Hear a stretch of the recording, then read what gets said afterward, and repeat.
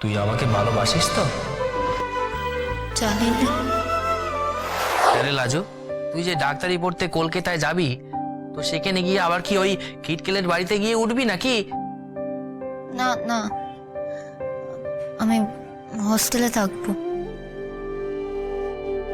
কলকাতায় অনেক মেয়ে হস্টেল আছে যেখানে যারা পড়াশুনো করে, যারা চাকরি করে, তাদের জন্য ভালো টাকার ব্যবস্থা করে দেয়। ও বাবা, তুই তো দেখছি অনেক ভাবনা ভেবেছিস এ নিয়ে। হ্যাঁ আরে লাজু রে, তুই আমাকে ভালোবাসিস তো? বলবি না?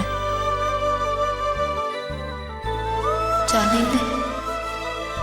আমি কিন্তু জানি, আমি তোকে খুব ভালোবাসি লাজু।